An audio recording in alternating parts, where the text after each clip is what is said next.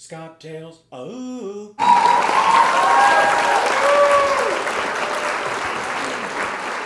Hi, everybody. Thank you very much. What do you call the Hunger Games in Paris? A battle royale with cheese. Well, it's a good thing we're talking about Royale because this time of year, it is the time of year for champagne. And today I'm going to show you the king of champagne cocktails, the Kir Royale.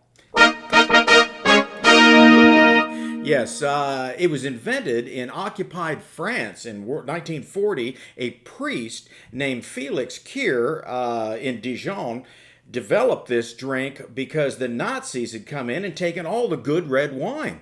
So he took white wine, added some creme de cassis, and voila, he made the Kir the national drink.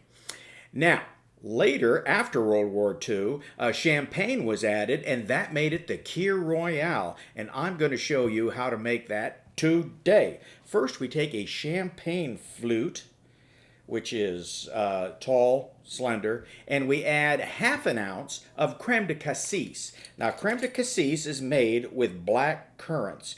It is thick and syrupy and sweet. Now, a good substitute, if you don't have creme de cassis on hand, is Chambord. Chambord is a French liqueur also, but it's made with raspberries and blackberries and black currant. Like I said, it's not quite as thick, and the creme de cassis will give you the nice pink color. You know, in occupied France during the war, the Frenchmen heard Hitler talking, and Hitler says, "No one should be allowed to go hungry or suffer from the cold." Now the French said, "Well, sacre bleu, now we can't even do that." Okay. The champagne we're going to use is not champagne. It is a sparkling white wine.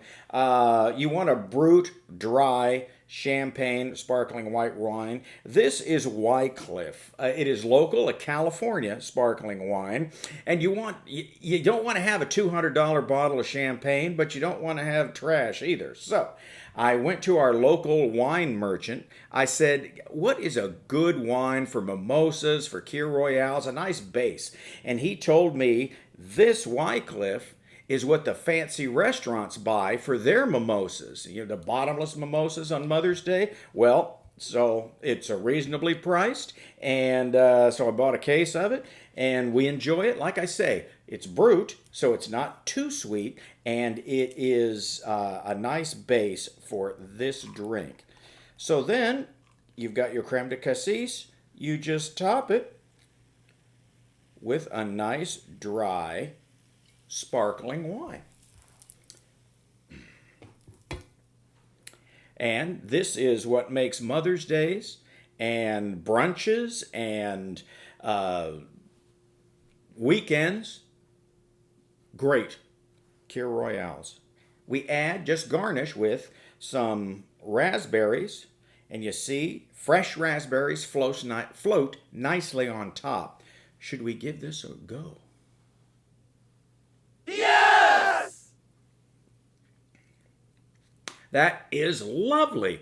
The Chambord, the Kir Cassis, is mixed in with the champagne. It's sweet, but not too sweet. Oh, gosh, that is just terrific. Do you know why the bee drank the Kir Royale? He wanted to get a good buzz. Anyway, thanks for watching. I leave you with a quote of F. Scott Fitzgerald, who once said, "Too much of anything is bad, but too much champagne is just right." Yes! So remember, everybody, drink up, because it's almost closing time somewhere.